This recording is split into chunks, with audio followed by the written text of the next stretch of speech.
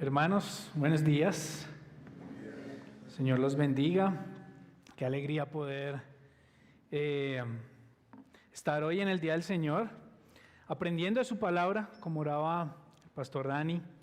Me alegra también ver caras que hace tal vez un tiempo no veíamos. Bienvenidos, caras nuevas también, bienvenidos. Y damos gloria a Dios por su palabra. Así que, así como oraba el pastor Dani, que sea el Señor hablándonos con su palabra en esta mañana, que sea Dios mismo con esta palabra animándonos, exhortándonos, trayendo vida, trayendo gracia a nuestros corazones, a nuestras familias y sobre todo trayendo salvación en esta mañana. Así que hermanos, acompáñenme rápidamente. Vamos a 2 de Timoteo 1. Vamos a leer del versículo 6 al 12. Ya pudimos leer un poco todo el bloque para que tuviéramos fresco el sermón de nuestro pastor hace 8 días, de los versículos 1 al 5. Y hoy vamos a continuar en esta serie de 2 de Timoteo con el versículo 6 al 12. Así que dice, por lo cual, el versículo 6, por lo cual te recuerdo que avives el fuego del don de Dios que hay en ti por la imposición de manos. Por la imposición de mis manos. Porque no nos ha dado Dios espíritu de cobardía, sino de poder, de amor y dominio propio. Por tanto, no te avergüences del testimonio de nuestro Señor, ni de mí, prisionero suyo, sino participa conmigo en las aflicciones por el Evangelio, según el poder de Dios. Él nos ha salvado y nos ha llamado con un llamamiento santo, no según nuestras obras, sino según su propósito y según la gracia que nos fue dada en Cristo Jesús desde la eternidad y que ahora ha sido manifestada por la aparición de nuestro Salvador, Cristo Jesús, quien puso fin a la muerte y marcó a la luz y sacó a la luz la vida y la inmortalidad por medio del Evangelio. Para este Evangelio yo fui constituido predicador, apóstol y maestro, por lo cual también sufro estas cosas, pero no me avergüenzo, porque yo sé en quién he creído y estoy convencido de que Él es poderoso para guardar mi depósito hasta aquel día. Mis hermanos, hoy continuaremos con esta carta que escribe el apóstol Pablo a Timoteo y espero que usted haya recordado esta semana y que recuerde hoy en día, tal vez en sus notas, un poco lo que el pastor Dani nos estuvo hablando acerca de la carta, un poco de ese contexto que vimos. Y quisiera solo recordar algunas cosas que son muy importantes para estos siguientes versículos, que las tengamos en mente. Lo primero es recordar que Pablo está escribiendo nuevamente desde la cárcel, esta vez es su segundo encarcelamiento. Y él anima con esta carta y con estos versículos nos anima también a nosotros y anima a Timoteo con esta carta, sabiendo por lo que él puede estar pasando, por lo que Timoteo puede estar pasando allí en Éfeso y por lo que vendrá para el futuro. Esta es una carta que nos prepara como creyentes y que prepara a Timoteo para lo que vendrá para el futuro. Él sabe que está pasando por una situación difícil allí en su segundo encarcelamiento, pero él sabe que lo que se vendrá más adelante para la iglesia del primer siglo, para la iglesia allí también en Éfeso, para Timoteo y para los que continúan el legado de llevar el Evangelio será un tema difícil.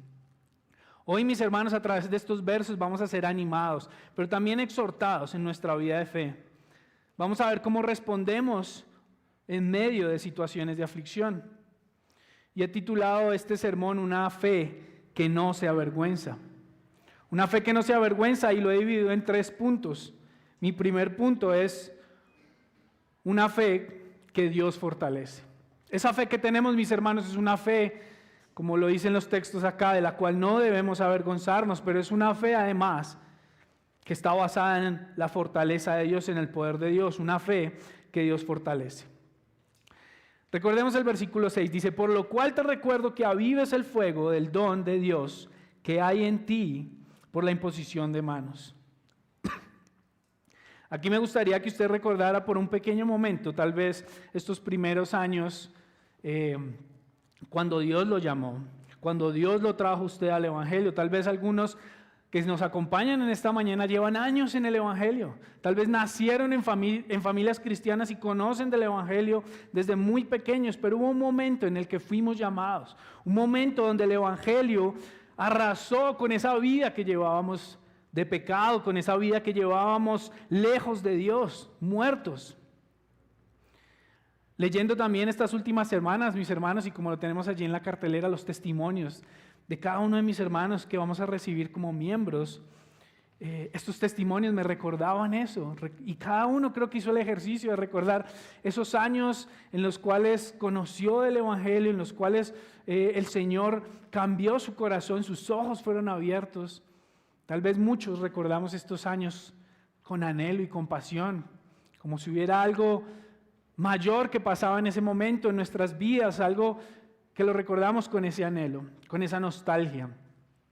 Muchos de pronto llegaron al Evangelio y nos acompañan esta mañana, llegaron al Evangelio hace poco y todavía están en esta etapa donde hay ese anhelo por llevar el Evangelio, hay ese anhelo por evangelizar, hay ese anhelo, esa pasión por compartir a todos acerca de esa noticia.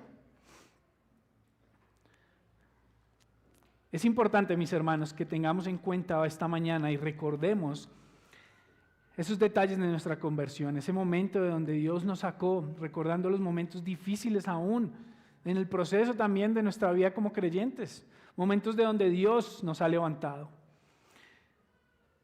Y a veces miramos hacia atrás, pensando como si ese fuego, esa pasión, esas ganas, esa fuerza, se hubiera apagado un poco. Algunos tal vez por situaciones difíciles en nuestra vida que nos han impactado.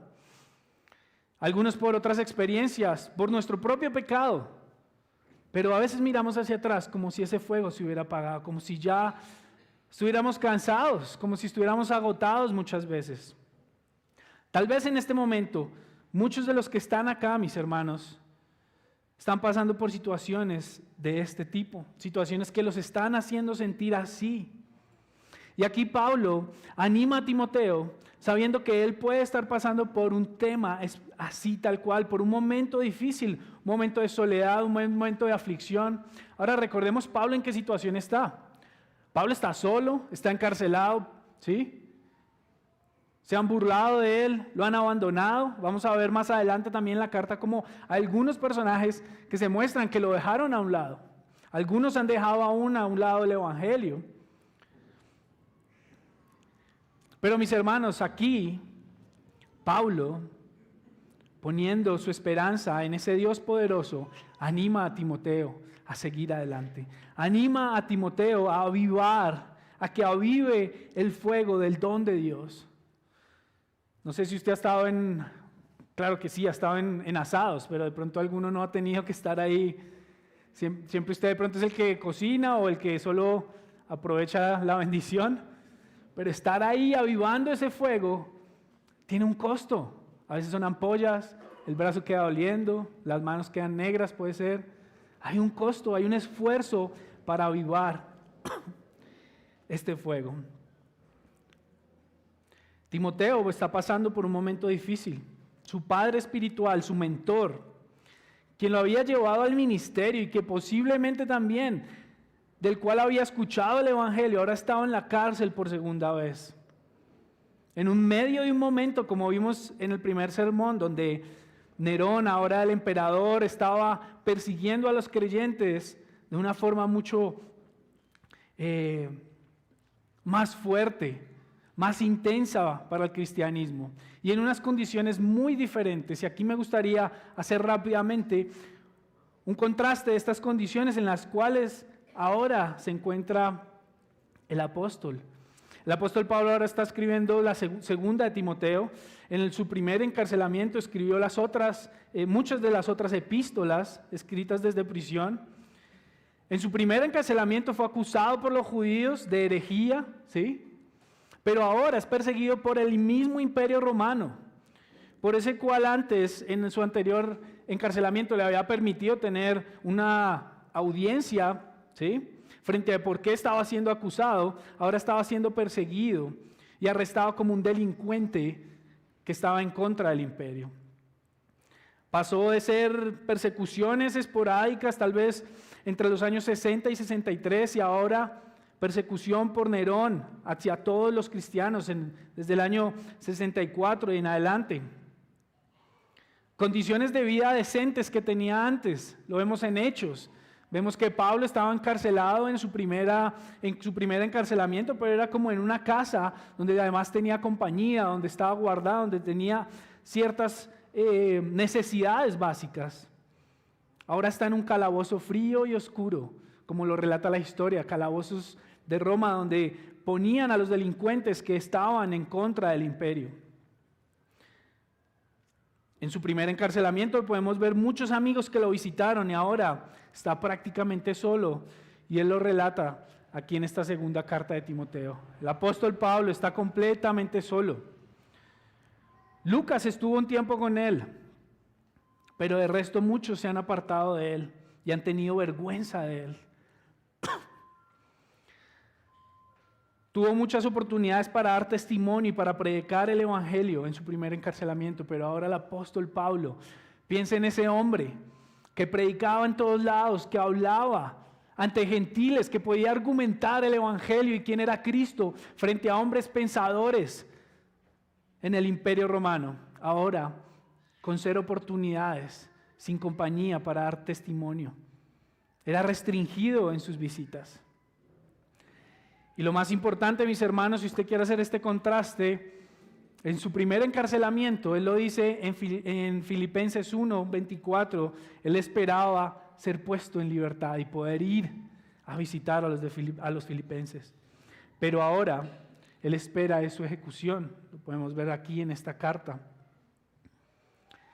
Adicional a esto, piense también en Timoteo por un segundo. Él es consciente de todo lo que está pasando con Pablo. Él está enfrentándose también con todas las problemáticas que pueden estar sucediendo dentro de una iglesia como la iglesia de Éfeso, una ciudad llena de idolatría, una ciudad llena de división también aún entre los mismos hermanos. Pero Pablo le escribe a Timoteo como un padre, porque él dice él lo llama como un hijo. Y el amado hijo dice en el versículo 2 a Timoteo, amado hijo. Pablo le escribe desde el corazón. Es una carta mucho más íntima para animarlo en medio de estas situaciones de aflicción. Pablo le recuerda que avive ese fuego del don de Dios por la imposición de las manos que hubo en Pablo. Y aquí Pablo se refiere, lo más posible, y lo que los estudiadores dicen es que se refiere a su conversión. Pero ya sea que se refiere a su conversión o al momento en el que Pablo estuvo y que Timoteo inició, digamos, el llamamiento de su ministerio, sea cualquiera de estas dos, apuntan a que avive ese fuego, apuntan a que avive ese don el cual ha sido llamado por Dios. Ese don por medio del Espíritu Santo, que vamos a ver un poquito más adelante, pero ese don que todo creyente, que usted y yo tenemos. Él no está hablando acá de un don específico o de una característica de la personalidad de Timoteo. Él no está hablando aquí de tal vez un don que fuera reflejado por su educación o por su forma de ser de Timoteo, sino él está hablando aquí del don del Espíritu Santo que cada creyente, que usted y yo tenemos y tenemos de maneras diferentes. Mira lo que dice Romanos 12, versículo 4 al 8 acerca de esto.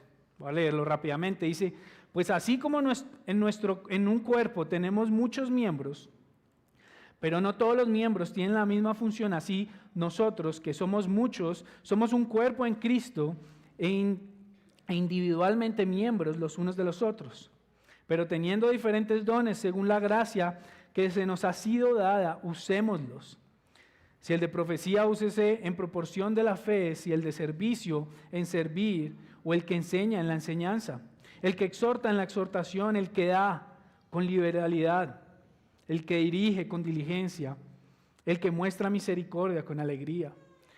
Ese don que está diciendo Pablo que avivemos y que avive Timoteo en medio de la aflicción, es ese mismo don que tenemos todos los creyentes y que en medio de situaciones difíciles y de persecución debemos avivar. Este fuego no se va a avivar solo. Este fuego, si usted lo deja allí, como hablábamos en el asado o en la fogata, si usted deja ese fuego allí, eso se le va a apagar y la carne no va a estar. El fuego, mis hermanos, debemos avivarlo con el esfuerzo de todos estos dones y ponerlo en obra y ponerlo en ejercicio y actuar de forma práctica con cada uno de estos dones. Estos dones se han dado a la iglesia para que sirvan a la iglesia, para que nutran el cuerpo de Cristo. Claro, usted puede decir, bueno, yo no me identifico o no tengo la capacidad de enseñanza, pero seguro va a tener la capacidad de servir, de dar o de dirigir. Mis hermanos, el cuerpo de Cristo ha sido nutrido con una cantidad de miembros y como dice acá, cada uno con un don diferente y usémoslos para la gloria de Dios y para que su iglesia crezca y se nutra, mis hermanos. No solo que crezca en número, no se trata solo de eso, sino que crezca en madurez, que se nutra, que sea fuerte. 1 Corintios 12, 4 al 12, si lo quieren anotar. 1 Corintios 12, 4 al 12 dice, ahora bien, hay diversidad de dones, pero el Espíritu es el mismo. Hay diversidad de ministerios, pero el Señor es el mismo. Y hay diversidad de operaciones, pero es el mismo Dios el que hace todas las cosas en todos. Pero a cada uno se le da la manifestación del Espíritu Santo para el bien común. Esto es algo que es para el bien de la iglesia, mis hermanos. Versículo 8 dice, pues a uno le es dada palabra de sabiduría por el Espíritu, a otro palabra de conocimiento según el mismo Espíritu, a otro fe por el mismo Espíritu, a otro dones de sanidad por el único Espíritu, a otro poder de milagros, a otro profecía, a otro discernimiento de espíritus, a otro diversas clases de lenguas y a otro interpretación de lenguas. Pero todas estas cosas las hace uno y el mismo Espíritu distribuyendo individualmente a cada uno según su voluntad. Porque así como el cuerpo es uno y tiene muchos miembros, pero todos los miembros del cuerpo, aunque son muchos, constituyen un solo cuerpo, así también es Cristo. Mis hermanos, no podemos quedarnos sentados con los dones que Dios nos ha dado, simplemente esperar a que seamos llamados o esperar a que el pastor se nos acerque y nos diga, el Señor me reveló en sueños que tú tocas la guitarra, deberías estar en la alabanza. Mis hermanos, eso es orgullo. Eso es como el futbolista que sabe que vale millones y millones, pero solo se sienta allí y se queda en la banca, esperando que el técnico lo llame y hace mala cara. Y otros, en todos los entrenamientos preparados, intensamente están detrás del técnico, a ver cuándo lo pueden poner a jugar, en el campeonato, en la final. Mis hermanos, tenemos que poner estos dones en práctica para el crecimiento del cuerpo de Cristo, para el crecimiento de la iglesia. Así es como avivamos ese fuego. Usted no puede pretender estar allí sentado diciendo, no, es que a veces decimos, me siento tal vez agotado, achantado, pero sabiendo que usted no está dando nada para el servicio de la iglesia, para el servicio del cuerpo de Cristo.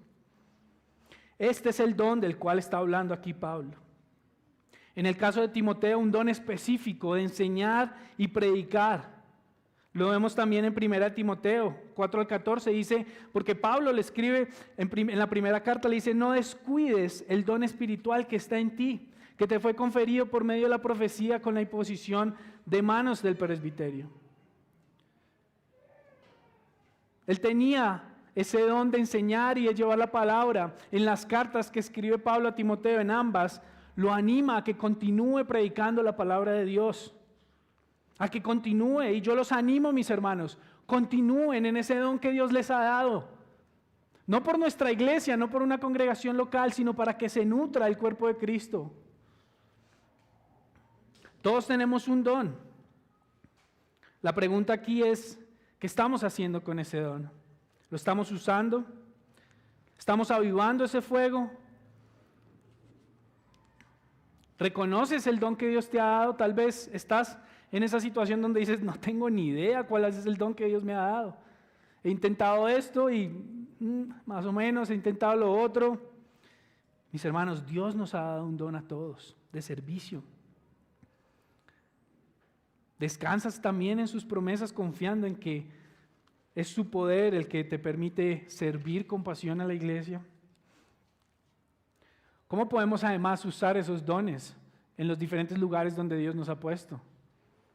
Porque los dones no solo los practicamos acá, en la iglesia, en el momento de comunión y de congregación.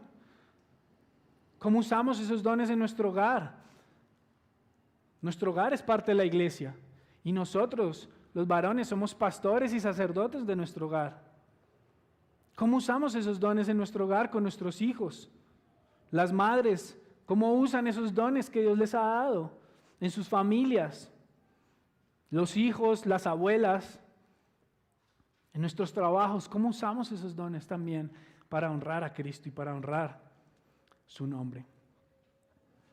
Ahora puede que alguna de estos dones o estas responsabilidades nos llenen de temor y nos pongan nerviosos. Y más adelante vamos a ver cómo Dios nos fortalece por medio de su Espíritu en los siguientes versos. Pero es una realidad. Puede que usted esté sintiendo nervios de servir, de poner este don activo. Puede que usted se esté sintiendo ansioso frente a esto, temeroso. Y esto me lleva al siguiente versículo, mis hermanos.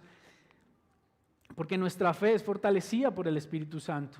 Porque Él no nos ha dado un espíritu de temor o de cobardía, como dice el versículo 7, sino de poder, de amor y de dominio propio.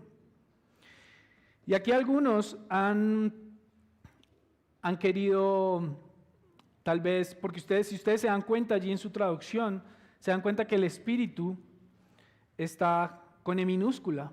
Pero algunos estudiosos aquí han querido hacer el énfasis de que ese espíritu debería ser traducido con la E mayúscula.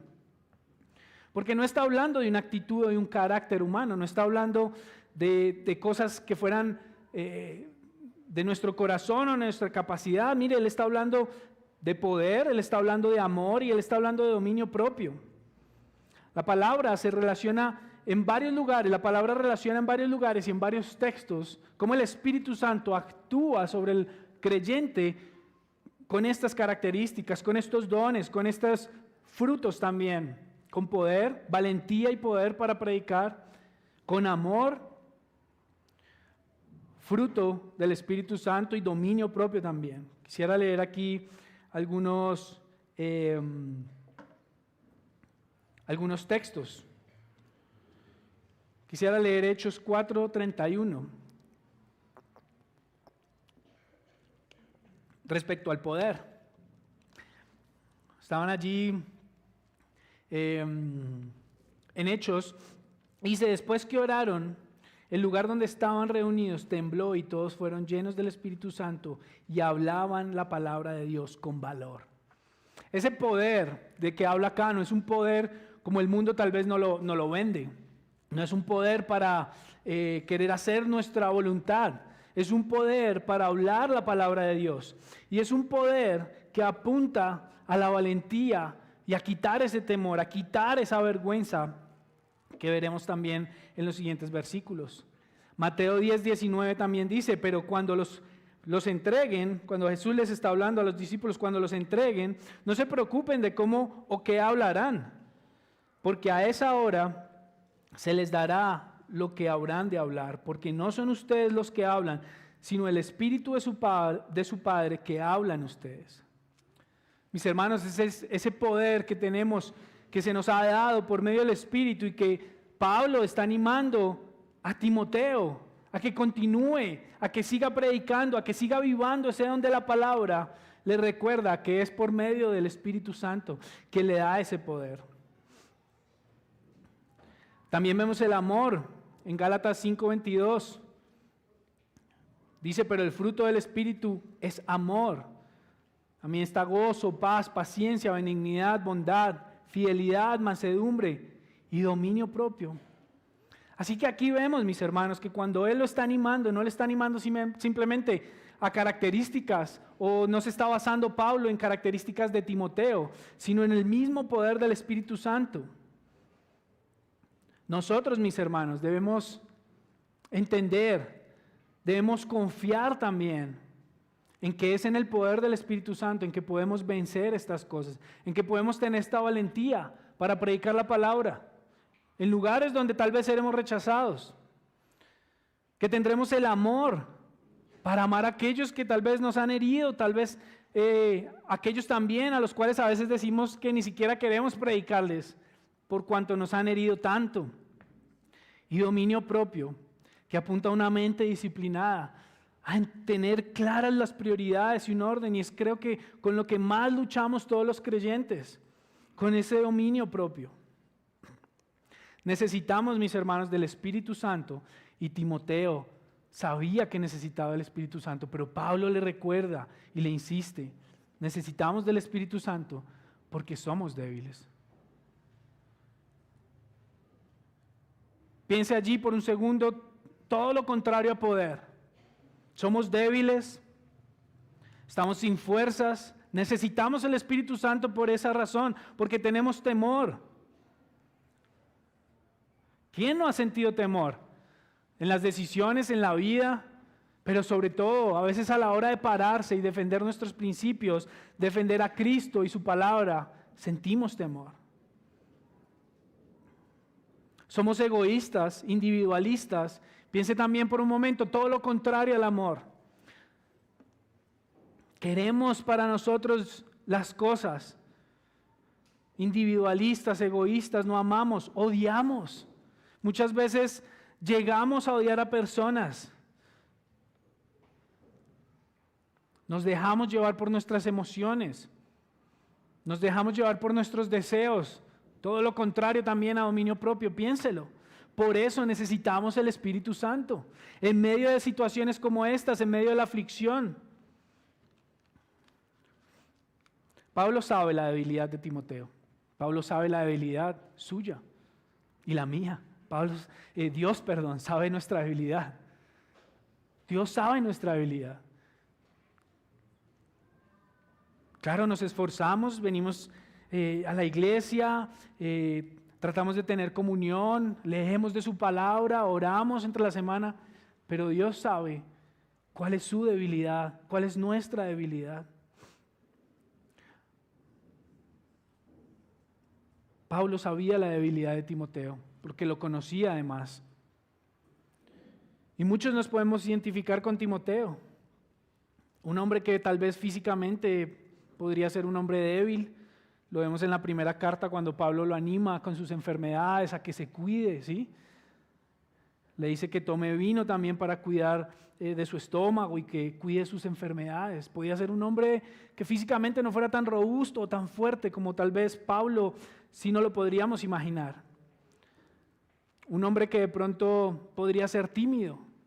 Vemos en esta carta cómo Pablo lo anima a no dejarse llevar o a no ser cobarde, sino que tenemos un espíritu de poder. Y podría también ser, en este momento, seguir siendo un hombre joven y que desde su ministerio nos dice la palabra, porque le dice Pablo que nadie tenga en poco su juventud. Recuerda allí en 1 Timoteo 4. Así que Timoteo tal vez era como muchos de nosotros, un hombre débil, que tal vez muchos lo verían y dirían, pero ¿este es el hombre que va con Pablo? ¿Con ese Pablo que conocemos? Mis hermanos, Dios usa nuestras debilidades para glorificarse. Dios se glorifica en medio de esa debilidad y de ese dolor donde usted no se siente capaz y donde no nos sentimos capaces. Dios no busca perfección en medio de la iglesia. Dios no busca hombres y mujeres perfectas. Él busca hombres y mujeres que se dejen usar en medio de su incapacidad y de su debilidad. Porque así es que se glorifica en medio de eso. Segunda de Corintios 12, dice el apóstol Pablo, y él me ha dicho, te basta mi gracia, pues mi poder se perfecciona en la debilidad. Por tanto, con muchísimo gusto me gloriaré, más bien en mis debilidades, para que el poder de Cristo more en mí. Por eso me complazco en las debilidades, en insultos, en privaciones, en persecuciones y en angustias por amor a Cristo, porque cuando soy débil, entonces soy fuerte. ¿Cuántos vemos la debilidad así? ¿Cuántos vemos el temor de esta manera? Nos cuesta. ¿Cuántos vemos la aflicción, la soledad de esta manera? Sabiendo que somos débiles, sabiendo que dependemos 100% de nuestro Señor. Si en nuestras fuerzas pudiéramos lograr estas cosas, piense por un momento de quién sería la gloria. ¿Quién se llevaría toda la gloria si fuéramos capaces, si fuéramos correctos, si fuéramos perfectos, si pudiéramos lograr hacer las cosas conforme a lo que se nos demanda? ¿Quién se llevaría toda la gloria? El hombre se llevaría toda la gloria. Si tuviéramos poder, si pudiéramos amar a los que nos hacen daño, si pudiéramos tener ese dominio propio y no necesitar del Espíritu Santo, ¿quién se lleva toda la gloria? Nosotros nos llevaríamos toda la gloria, pero la gloria es solo para Dios, mis hermanos. La gloria es para Cristo, la gloria es para quien que nos ha dado esa fe y quien nos ha puesto en su mesa. El versículo 8 además nos muestra cómo esta debilidad puede llevar y está llevando a Timoteo tal vez y a muchos otros a avergonzarse aún de Jesucristo, a avergonzarse también de la situación en la que Pablo estaba. Dice el versículo 8, por tanto, no te avergüences del testimonio de nuestro Señor, ni de mí, prisionero suyo, sino participa conmigo en las aflicciones por el Evangelio según el poder de Dios. No te avergüences y participa, es lo que está diciendo aquí Pablo, le está diciendo a Timoteo. Y no se lo está diciendo como una sugerencia, sino es un imperativo el que vemos allí. No te avergüences y participa en la aflicción por el Evangelio. Volvámonos a imaginar y hacer esta imagen de Timoteo allí en medio de la ciudad de Éfeso, donde habían diferentes sistemas religiosos y diferentes visiones del mundo y filosofías en competencia. Era una ciudad llena de ídolos. Y según Hechos, se produjo un motín, usted lo puede ver allí en Hechos, un motín después de que Pablo predicó allí, después de que el ministerio de Pablo estaba en la ciudad. Al igual que en Corinto, había también en Éfeso quienes se burlaban y creían que la cruz era una locura. Déjeme leer 1 Corintios 1:23, si quiere anotarlo allí, dice, pero nosotros predicamos a Cristo crucificado, piedra de tropiezo para los judíos y necedad para los gentiles. Esta palabra necedad habla que era como locura, era algo que para ellos no solo era que no lo entendieran, sino que era algo de lo cual se burlaban. Me gustaría leer aquí una cita de los comentaristas Kent y de Chappell. Dice, la tentación de Timoteo de sucumbir a la vergüenza no fue producto de la imaginación de Pablo. La cruz del cristianismo fue un escándalo. Puede parecer increíble que la gente considere a Jesús como algo vergonzoso, pero tanto judíos como gentiles veían la crucifixión, una pena perversa solo para los peores criminales, como el máximo emblema de la desgracia y del deshonor. La educada compañía pagana nunca mencionó el equivalente a la palabra inglesa cruz, o en este caso en español cruz. Es decir, nunca se mencionaba esa palabra de lo tal vergonzosa que era. Y la repugnante palabra era demasiado obscena. Y en el sofisticado ambiente griego, es decir, los griegos ni siquiera hablaban de ella, sino que la consideraban absurda. Dice, la predicación de la cruz se consideraba absurda. La idea de que un campesino judío se convirtiera en la expiación sustitutiva de los pecados de la gente era ridícula para ellos. Los griegos educados y urbanos se rieron de semejante crudeza.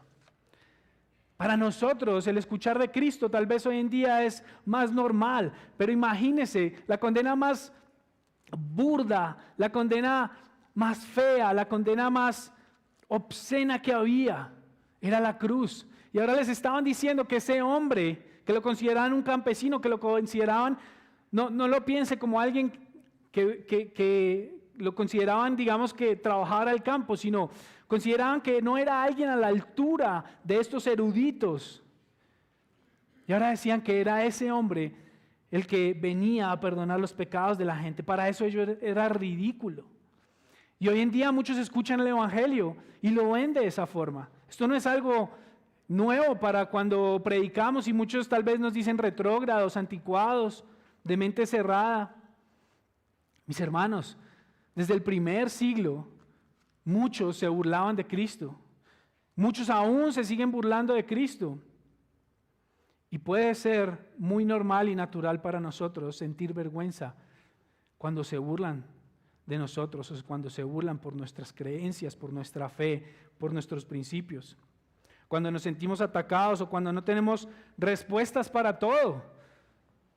Si Dios existe, entonces ¿por qué esto? ¿Por qué lo otro? ¿Y por qué? Nos da vergüenza muchas veces porque queremos evitar esas preguntas difíciles. De que si Dios es un Dios amoroso, ¿por qué permite tantas catástrofes? Nos cuesta, mis hermanos, enfrentarnos muchas veces a estos hombres que hacen burla y nos sentimos heridos. Pero aún, siendo normal este sentimiento de querer esconderse, así como cuando Pedro fue señalado como seguidor de Jesús y él lo negó y quiso esconderse, aunque sea normal esta sensación en nuestros corazones, esta duda, este temor y esta vergüenza, la palabra nos llama a no avergonzarnos del Evangelio, a no avergonzarnos de esa obra que hizo Cristo en la cruz. No nos habla de no avergonzarnos de nuestro conocimiento, no es por nuestro conocimiento. Si fuera por eso, mis hermanos, no llegaríamos a ningún lado. Se trata de no avergonzarnos de la obra de Cristo en la cruz. Pero recordemos que el que rechazan no es a nosotros, sino rechazan a Cristo. Dice Marcos 8:38, porque cualquiera que se avergüence de mí y de mis palabras en esta generación adúltera y pecadora, el Hijo del Hombre también se avergonzará de él, cuando venga en la gloria de su Padre con los santos ángeles. Mis hermanos, debemos descansar en que cuando predicamos el Evangelio, cuando nos paramos a dar testimonio, cuando nos paramos a tal vez hacer defensa de nuestra fe, a batallar contra ideologías de este mundo, aunque nos digan retrógrados, aunque nos llamen de anticuados, de cualquier palabra o peores, mis hermanos, no es a nosotros quien nos atacan, es al Evangelio de Dios, es a Cristo mismo quien atacan. Así que, mis hermanos, descansemos en esto. Tampoco debemos avergonzarnos, como dice aquí Pablo, de quienes han dedicado su vida para el trabajo y el avance del Evangelio. Él dice, no te avergüences, en el versículo 8, por tanto no te avergüences del testimonio de nuestro Señor, ni de mí, prisionero suyo. Pablo le está diciendo, no te avergüences de mí. Muchos habían señalado a Pablo porque estaba en la cárcel, porque se avergonzaban. Muchos aún lo habían atacado. Pero él le pide que no se avergüence de él, que lo ame, pero que recuerde que él está allí, no por un delincuente, no porque Pablo hubiera hecho algo como tal vez algunos asesinos o ladrones, sino porque él estaba predicando el Evangelio de Cristo. Y es en esa aflicción, mis hermanos, en la cual también Pablo llama a Timoteo y lo anima a participar en esa aflicción. Sabemos que el sufrimiento y la aflicción es parte de la vida como creyentes y creo que aquí ninguno lo ve como un placer el sufrimiento. Ninguno dice que el sufrimiento sea un placer, ni la palabra tampoco nos lleva allí. Pero es claro que el sufrimiento es parte de nuestro crecimiento, el sufrimiento es parte de nuestra vida como creyentes y se nos promete que así como Cristo sufrió aflicción y persecución, nosotros sufriremos esto si nos paramos a defender nuestra fe.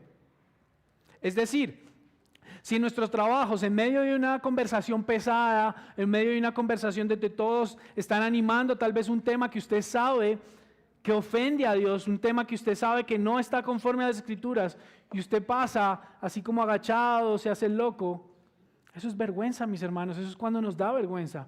No solo se trata de que alguien nos llame y diga, bueno, ¿quiénes son cristianos? Levante la mano. Sino se trata cuando hacemos silencio ante estas cosas.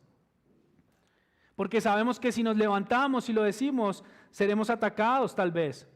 Tal vez el jefe va a poner una carga mayor en nosotros porque es un hombre que sabe que está en contra de los cristianos o de los creyentes y generará persecución. Tal vez nuestros amigos en la universidad o en los diferentes lugares nos rechazarán, se burlarán de nosotros. Pero mis hermanos, es una promesa que Cristo mismo nos dio y debemos ser animados.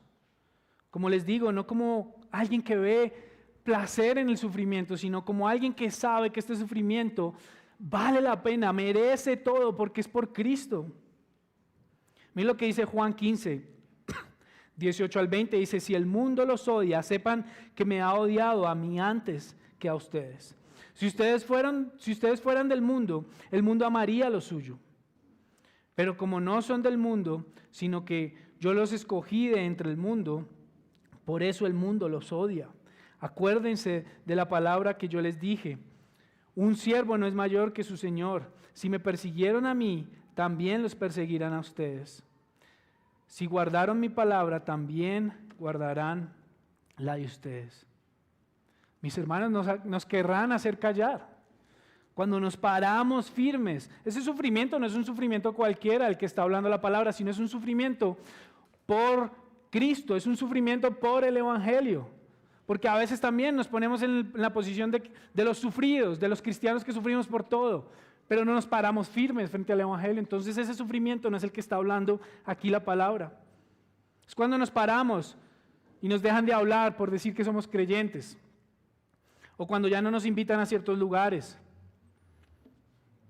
Mis hermanos, hay una presión clara en este mundo acerca de esto, pero debemos entender que participamos y estamos siendo animados. Y aquí Pablo exhorta con estas palabras a Timoteo a ser animado y a ser partícipe de estas aflicciones. Es un privilegio, mis hermanos, poder compartir este sufrimiento con Cristo. Dice Filipenses 1:29, dice: porque a ustedes se les ha concedido por amor a Cristo no solo el creer, sino también el sufrir. Sino también sufrir por Él. Mateo 5:10-12 nos dice: bienaventurados aquellos que han sido perseguidos por causa de la justicia, pues de ellos es el reino de los cielos. A veces nos sentimos perseguidos por cualquier cosa, mis hermanos, pero debemos ser realistas. Muchas veces nos cuesta realmente pararnos y participar de estas aflicciones. Vemos cómo en lugares difíciles hoy en día, en Medio Oriente, en China, en lugares donde cristianos se paran para defender la cruz, para predicar el Evangelio, son muertos, mis hermanos, son llevados a tortura, a muerte, a insultos verdaderos. No podemos debilitarnos solo porque alguien nos rechace o se burle de nosotros. Y no se trata tampoco de esta batalla en redes que muchos cristianos quieren tomar. No es una persecución digital la que está hablando aquí, o las aflicciones. Pablo no está desde Facebook posteando diciendo cuántos dislikes o bueno, ya creo que los quitaron, pero cuántos comentarios negativos y cuánta burla. No, él está en la cárcel, mis hermanos, él está pasando por una verdadera aflicción. Y por eso les estoy diciendo y poniendo ejemplos que podemos estar viviendo nosotros esta aflicción en medio del trabajo, en medio de nuestra familia, presiones familiares reales cuando nuestros familiares no son creyentes. Cuando usted es un creyente con una relación seria, que inició una relación seria para poder casarse, para anhelar casarse. Muchos de nuestros padres o muchos de nuestros hermanos que no son creyentes nos han animado a deshonrar a Cristo, a deshonrar su palabra. Mi papá desafortunadamente fue uno de esos. Me decía: mijo, dígame cuándo viene con su novia, yo le separo ahí una piecita donde su tía. Es una presión constante. Nuestros familiares también, presiones en temas económicos.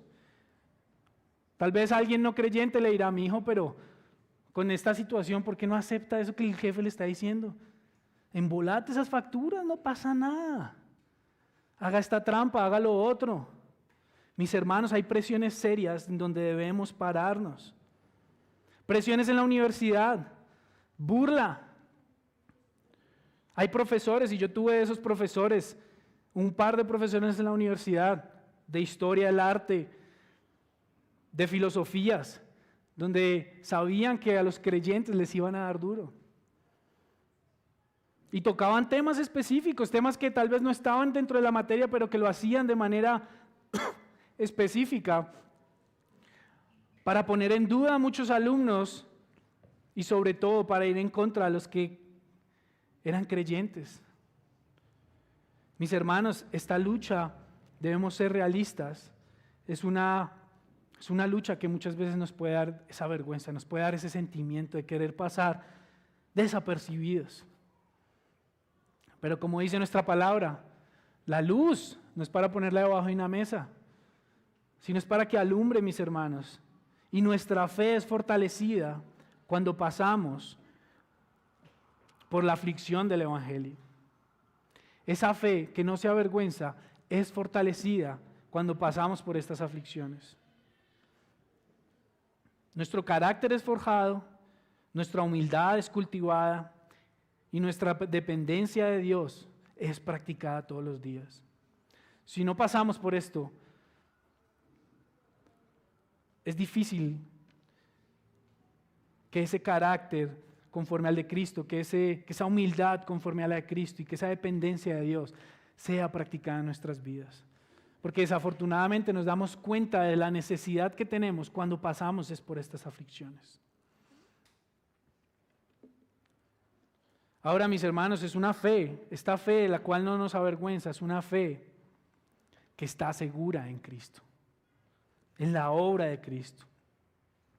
Esto me lleva a mi segundo punto, una fe segura en la obra de Cristo. Quiero que lea conmigo allí 2 Timoteo del 9 al 10. Dice: Él nos ha salvado y nos ha llamado con un llamamiento santo, no según nuestras obras, sino según su propósito y según la gracia que nos fue dada en Cristo Jesús desde la eternidad, y que ahora han sido manifestadas por la aparición de nuestro Salvador Cristo Jesús, quien puso fin a la muerte y sacó a la luz la vida y la inmortalidad en medio del Evangelio, por medio del Evangelio.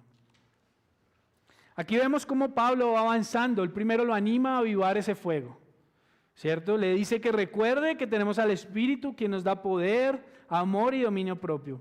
Pero le dice, todo esto es en la única base y en la única fe de la obra de Jesucristo. Y si usted se da cuenta, en estos dos versículos del 9 al 10, es de los pocos lugares donde encontramos en la palabra donde el Evangelio se compacta y donde Pablo resume en estas frases de una manera gloriosa, de una manera hermosa, lo que es el Evangelio, lo que es la obra de Cristo. Él nos salva, usted lo puede anotar allí, lo puede resaltar en su Biblia. Él nos salva, Él nos llama, Él nos santifica, porque es un llamamiento santo que nos lleva a obrar conforme a su palabra. Y Él nos glorifica. Una fe que no se avergüenza porque Él nos salva, porque es Cristo quien nos salvó. 1 Timoteo 2, 3 al 6 dice: porque esto es bueno y agradable delante de nuestro Salvador, el cual quiere que todos los hombres sean salvos y vengan al pleno conocimiento de la verdad. Porque hay un solo Dios y también un solo mediador entre Dios y los hombres, Cristo Jesús, hombre, quien se dio a sí mismo en rescate por todos, testimonio dado a su debido tiempo. Mis hermanos, es Cristo y es por medio de la obra de Cristo que somos salvos. Ahora, para nosotros es muy común decir que hemos sido salvados, pero ¿salvados de qué? Él nos ha salvado, mis hermanos, de una muerte eterna. Él nos ha salvado de estar alejados de Dios por una eternidad.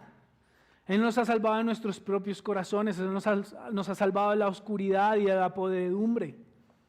Es nuestro Salvador, es ese Mesías que el pueblo en el Antiguo Testamento estaba anhelando y esperando. Él nos llama. Escuchamos el Evangelio, Él es el que nos llama. Es el que nos atrae hacia Él. Mira lo que dice Romanos 8:29. Creo que muchos no lo sabemos. Dice: porque a los que de antemano conoció, también los predestinó a ser hechos conforme a la imagen de su Hijo, para que Él sea el primogénito entre muchos hermanos. A los que predestinó, a esos llamó. A los que llamó, a esos también justificó. A los que justificó, a esos también glorificó. Es una obra completa Desde el momento en que somos salvos, desde el momento en el que Él nos llama, es una obra completa que hace nuestro Señor Jesucristo. Algo que nos dé más seguridad de nuestra salvación y nuestro llamamiento. Juan 6, 37, 40 dice: todo lo que el Padre me da, dice Jesús, vendrá a mí. Y el que viene a mí, de ningún modo lo echaré fuera. Porque he descendido del cielo no para hacer mi voluntad, sino la voluntad del que me envió. Y esta es la voluntad del que me envió, que todo lo que Él me ha dado, yo no pierda nada, sino que lo resucite en el día final. Porque esta es la voluntad de mi Padre, que todo aquel que ve al Hijo y cree en Él, tenga vida eterna. Yo mismo lo resucitaré en el día final. Mis hermanos, es una obra completa que no depende de nosotros ni de nuestras obras, como veremos aquí más adelante. Es un llamamiento santo, como lo dice también en el versículo 9. Nos llama con un llamamiento santo, es decir, un llamamiento que nos lleva a perseverar, que nos lleva a buscar esa santidad. Filipenses 1:6 dice: estoy convencido precisamente de esto, que el que comenzó en ustedes la buena obra la perfeccionará hasta el día de Cristo Jesús. Su obra, mis hermanos, solo terminará hasta que estemos en el día de Cristo, hasta que estemos en ese día glorificados, como lo dice Romanos. A esos que llamó también justificó, y a esos también glorificó. Y mis hermanos, lo más importante acá, no por nuestras obras. Dice, no según nuestras obras, sino según su propósito y según la gracia que nos fue dada en Cristo. No es por nuestra capacidad, no es por nuestros méritos, eso lo sabemos. Pero muchas veces dudamos.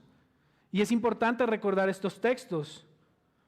Tito 3, 5 al 6 dice: Él nos salvó, no por obras de la justicia que nosotros hubiéramos hecho, sino conforme a su misericordia, por medio del lavamiento de la regeneración y la renovación por el Espíritu Santo, que Él derramó sobre nosotros abundantemente por medio de Jesucristo nuestro Salvador. Efesios 2:8, porque por gracia ustedes han sido salvados por medio de la fe. Esto no procede de ustedes, sino que es don de Dios, no por obras, para que nadie se gloríe. Amén. Yo no sé si usted, yo sé que tal vez usted en este otro lado de, digamos, de su cristianismo, conociendo la Reforma, tal vez usted ya no expresa de la misma manera sus emociones en medio del culto. Pero mis hermanos, cuando leemos este texto y sabemos que no es por nuestras obras, que no hay nada que nosotros podamos hacer para agregar o para quitar en nuestra salvación, esto lo debería emocionar, esto lo debería despertar, esto lo debería poner a avivar ese fuego del cual estaba hablando Pablo a Timoteo al comienzo. Muchos dudan de su salvación por algunos textos también que hay en la palabra, pero quiero notar acá y hacer el énfasis en que no es por obras, como le está diciendo Pablo a Timoteo. Esa fe que no se avergüenza, esa fe que es fortalecida por el Espíritu, esa fe que es basada en la obra de Cristo, es una fe segura. Muchos conocen este texto de Mateo 21:27. Mateo 7, 21-23 dice: no todo el que me dice Señor, Señor entrará en el reino de los cielos, sino el que hace la voluntad de mi Padre que está en los cielos. Muchos me dirán en aquel día: Señor, Señor, ¿no profetizamos en tu nombre?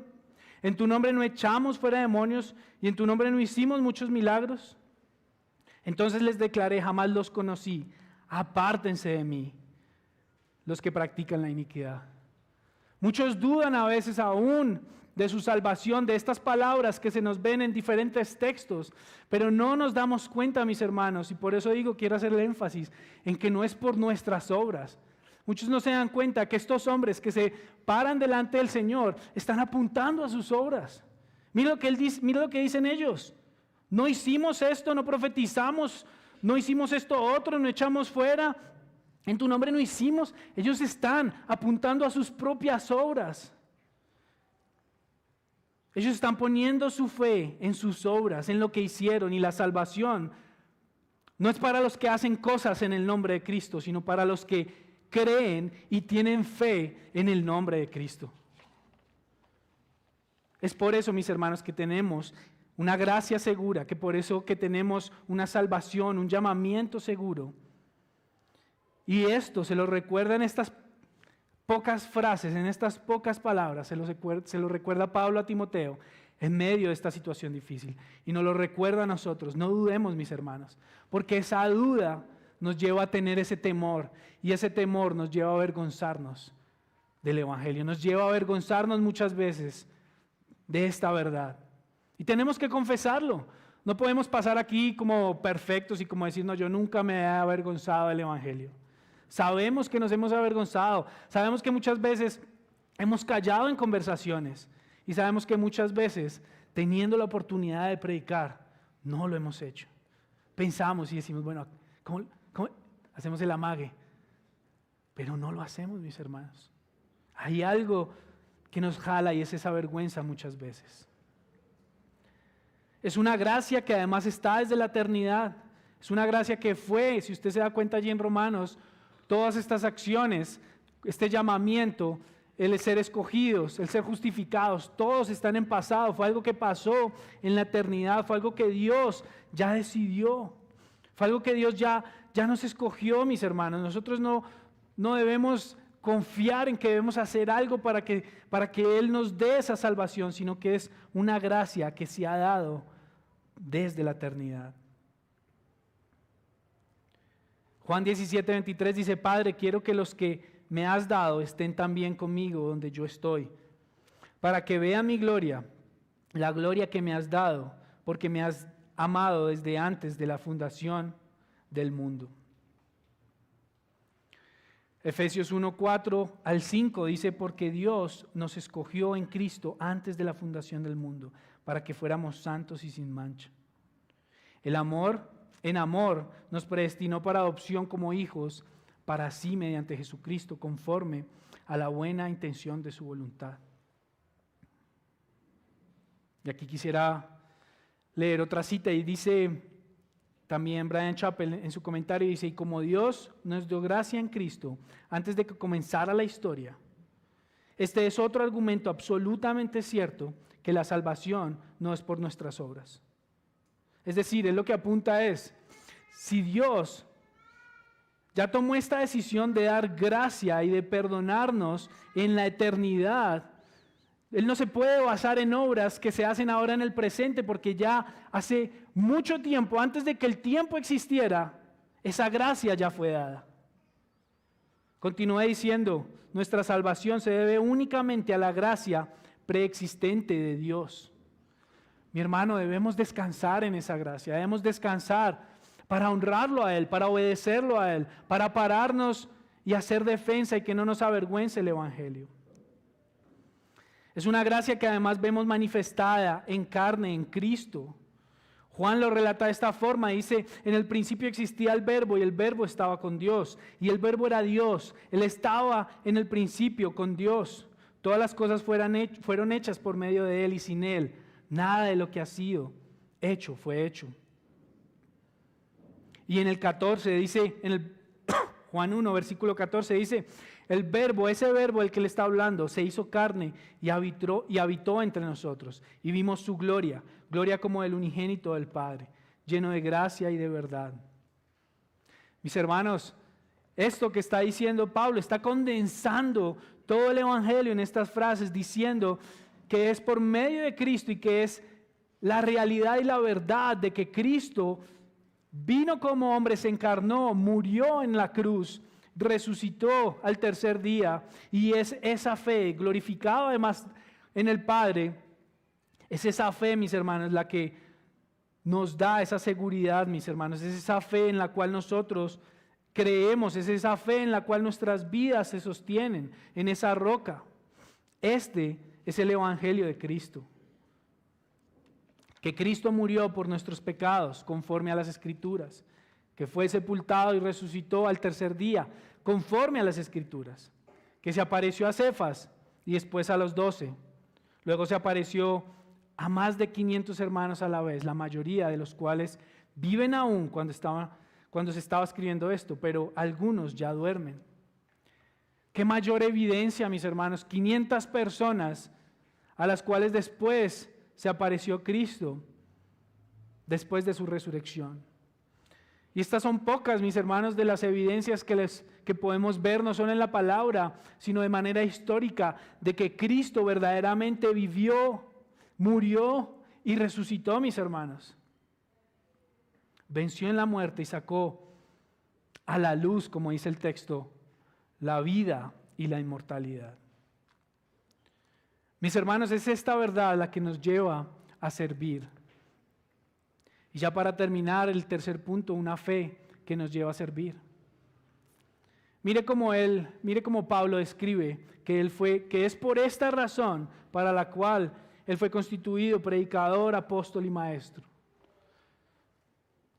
Y esto nos lleva a preguntarnos también a nosotros, ¿cómo estamos nosotros sirviendo? ¿Es esta fe y este evangelio y esta gracia a dónde nos ha llevado a nosotros a servir? El apóstol Pablo muestra que él fue constituido por medio de Cristo, por medio de esta verdad, para llevar el evangelio a los gentiles, para ir a otros lugares a llevar el nombre de Cristo. Siendo maestro también enseñó y alimentó a las iglesias alrededor de Asia. ¿Y nosotros a qué hemos sido llamados? Yo le quiero hacer esta pregunta en esta mañana. ¿A qué ha sido llamado? ¿O hay todavía esa vergüenza o ese temor, aún en medio del servicio?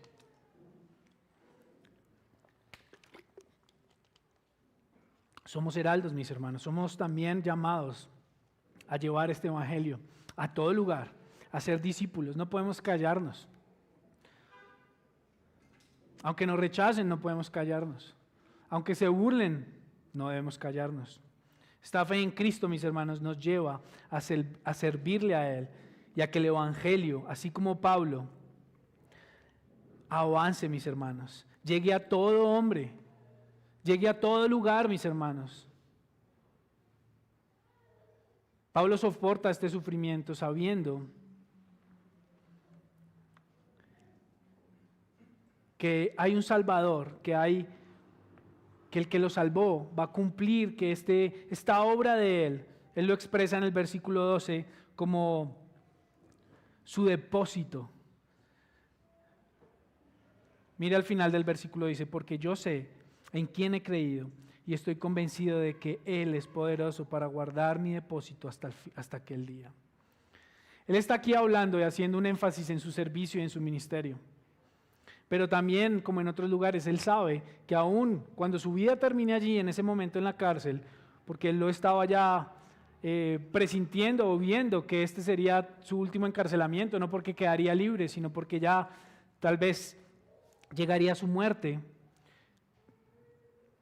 Él está diciendo, yo confío en que ese que nos llamó, que nos salvó, en que ese que dio su vida, en que ese que nos llama y nos lleva a vida y a una inmortalidad por medio del evangelio, Cristo, este Dios soberano, es poderoso para guardar esa obra, es poderoso para continuar obrando en otros hombres y llevar ese evangelio. Y esa es la fe de Pablo para decir que él no se avergüenza de eso que ha pasado, que él no se avergüenza de estar en ese momento en la cárcel y seguir queriendo predicar el evangelio. En Romanos lo dice también claramente en la carta a los Romanos, porque no me avergüenzo del evangelio, pues es el poder de Dios para la salvación de todo el que cree, del judío primeramente y también del griego. Mis hermanos, aquí Pablo anima en estos cortos versos y en toda esta carta anima a Timoteo a continuar en medio de este sufrimiento, a continuar y a no avergonzarse de esta obra, mis hermanos, que se ha dado por nuestras vidas. La recibimos por gracia, pero se ha dado un sacrificio y se ha pagado por esa ofensa que nosotros hicimos. Es una fe que no se avergüenza, mis hermanos. Es una fe que Dios nos fortalece por medio de su Espíritu. Es una fe segura en la obra de Cristo. No dude de esto. Y es una fe que nos debe llevar a servirle a Él cada día más. Vuelvo y recuerdo algunas de las aplicaciones que ya he comentado durante el sermón y es, si estamos poniendo en práctica ese don, si estamos avivando ese fuego o al contrario estamos dejando allí en una esquina para que se apague y echarle el chorrito de agua y que ya no haya más de este fuego. ¿Estamos sirviendo, mis hermanos? Les pregunto, ¿cómo estamos siendo parte, digamos, del avance del Evangelio? Otra pregunta también es cuando hay duda y vergüenza, ¿recordamos el Evangelio? Necesitamos el Evangelio todos los días. El Evangelio no es algo para los nuevos creyentes, no son unas buenas nuevas que nos llegaron en un momento y ya no los necesitamos más. El Evangelio son buenas nuevas para cada día. Cuando hay temor, mis hermanos, y vergüenza de esto, arrepentámonos y recordemos a Cristo, recordemos su obra, cuán grande fue por nosotros. Muchas veces, tal vez como jóvenes, y más pienso yo como jóvenes, lo digo como experiencia también personal, muchas veces me daba vergüenza decir que era cristiano. Muchas veces me daba vergüenza querer irme temprano en medio de ciertas situaciones. Y yo los animo a los que todavía son jóvenes y sienten estas presiones, que no se avergüencen de esta gran obra que hizo Cristo por nosotros. No es algo que pueda comprar, no es algo que alguien pueda lograr por méritos o conocimiento. Y es mayor que cualquier obra de amor que podamos conocer. No nos avergoncemos. No nos avergoncemos con nuestros familiares cuando hablemos de Cristo. Y a los que tal vez nos acompañan por primera vez o han escuchado esta obra de Cristo por primera vez en los versículos 9 y 10, recordemos que Dios es un Dios verdadero y real. Este mundo, yo le hablo a los que tal vez no son creyentes y que están esta mañana, este mundo no fue creado simplemente por aleatoriedad. Este mundo nos demuestra y nos muestra evidencias claras en la naturaleza, en nuestra propia genética, como hay un diseño inteligente detrás, y es ese Dios, un solo Dios, que ha dado un solo mediador entre nosotros y Él, quien es Cristo. Hay evidencias de ese Salvador que se llama Jesucristo, que murió, que vino a vivir, se hizo hombre, y que murió en una cruz y resucitó al tercer día. Y recordemos, mis hermanos, que no es por nuestra capacidad ni por nuestras obras. No lo merecemos, pero no es porque podamos hacer algo que agregue o que quite a nuestra salvación. Él nos ha llamado, y a los que creemos en esa fe, en ese Cristo, en esa obra del Evangelio, tenemos una fe segura y una gracia segura por la eternidad, mis hermanos. Acompáñenme a orar. Amado Padre, te damos gracias, Señor, por esta mañana. Te damos gracias por tu palabra, Señor. Te damos gracias porque en medio, Señor, de situaciones difíciles y aflicción que pasaron hombres, Señor, como Pablo y como Timoteo, al llevar tu palabra, Señor, a diferentes lugares en Asia, Señor, en el primer siglo. Hoy tenemos, Señor, esta palabra, hoy tenemos esta carta, Señor, que nos anima en medio de situaciones muy similares, Señor, donde vemos que hay burla de la cruz, donde vemos que hay burla de tus principios, Señor, de tu evangelio, donde vemos que a veces tenemos temor, Señor, y vergüenza, Padre Santo. Y hoy rogamos, Señor, que nos perdones, pero que también nos animes, que nos des las fuerzas, Señor, para avivar ese fuego de ese don, Señor, que has puesto en cada uno de nosotros. Que podamos predicar, Señor, a nuestros hijos, a nuestros familiares, en nuestro trabajo, en nuestro estudio, Señor. En medio de nuestros proyectos personales, Señor. En medio aún de nuestros momentos de diversión, Señor, y de ocio, Padre, que podamos, Señor, llevar, Señor, tu evangelio, Padre Santo, predicar tu evangelio. Que usemos cualquier oportunidad, cualquier ventana, Señor, en la cual se nos permita hablar, en la cual se nos permita mostrar, Señor, algo, Padre, que podamos allí, Señor, mostrar que somos creyentes y que no nos avergonzamos del evangelio, Señor. Sí, muchos se burlarán, Señor, pero ayúdanos a recordar que no es a nosotros de quien rechazan y se burlan, sino quien es a ti, Señor. Ayúdanos, Padre Santo, Señor, a quitar ese temor por medio de tu Espíritu, Señor, que nos da poder, que nos da amor y dominio propio, Dios. Padre, yo oro por mis hermanos, Señor, Y yo oro, Señor, para que tú nos ayudes, Padre Santo. Que esto, Señor, nos guíe, Padre Santo, y nos ayude, Señor, a cambiar cosas en nuestra vida, en nuestro servicio. Que esta palabra, Señor, como hemos cantado, Señor, eche raíz en nuestro corazón, Señor. Que lo llevemos a la práctica, Señor, y que podamos, Padre, vivir tu palabra, Señor. Oramos, Padre Santo, en esta tarde, en el nombre de Cristo. Amén.